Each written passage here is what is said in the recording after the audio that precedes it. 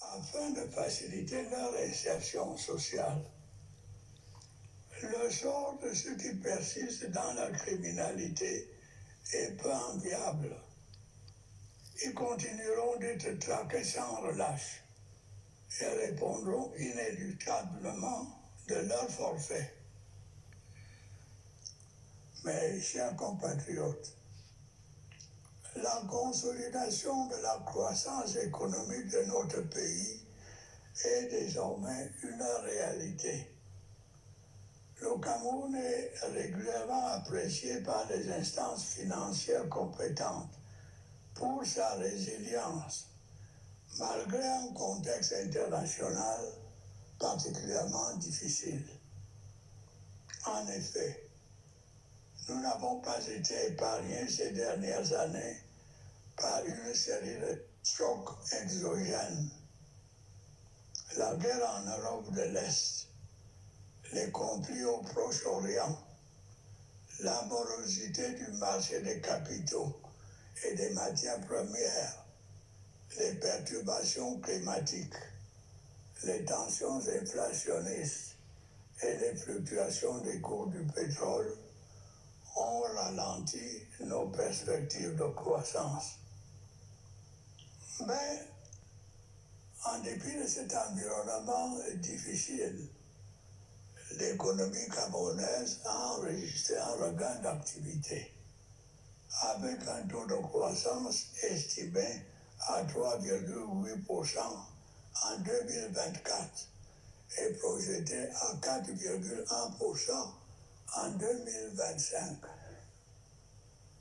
Les mesures prises pour limiter les comportements spéculatifs et accroître l'offre des produits de première nécessité ont contribué à réduire l'inflation de 7,4% en 2023 à 5% cette année.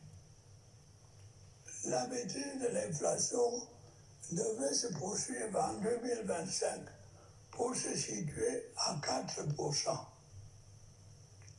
Dans l'optique de réduire le déficit de notre balance commerciale et de garantir notre souveraineté alimentaire, le plan intégré d'import-substitution agropastorale et halieutique que j'ai annoncé l'année dernière commence à produire des résultats visibles.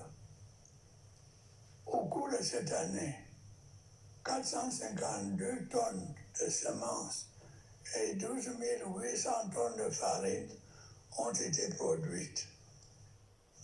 Par ailleurs, notre répertoire de produits exportés s'étend désormais aux produits industriels, notamment à l'aluminium. Cette dynamique devrait connaître une accélération en 2025 à la faveur de la réforme de la Société nationale des investissements qui fait de cet organisme un véritable levier stratégique de promotion des investissements productifs au Cameroun. Le gouvernement a par ailleurs poursuivi les efforts de redressement et de transformation structurelle de notre économie à travers l'opérationnalisation progressive des zones économiques. Plusieurs initiatives ont été engagées dans ce sens, à l'instar de la zone industrielle intégrée du port autonome de Kribi. Celle-ci est dédiée à la transformation des matières premières telles que le cacao, le café et les verres. S'agissant du cas spécifique du cacao, la politique de promotion de l'excellence qualitative mise en œuvre ces dernières années a abouti à des niveaux de prix exceptionnels au profit des producteurs. De même, deux zones économiques spécialisées dans la transformation du bois sont en cours de démarrage à Edea et à Bertois. Il en est également du technopôle agro-industriel de Ouassamba-Bouté, par un quota qui sera consacré à la production et à la transformation des céréales, des tubercules, du lait et de ses dérivés. Chaque jour qui passe, l'industrialisation de notre pays devient une réalité. L'ouverture dans la localité de Bipaga, Kribi, de la plus grande usine de production de carreaux en Afrique centrale, en constitue une preuve supplémentaire, avec à la clé la création de plus de 2500 emplois directs.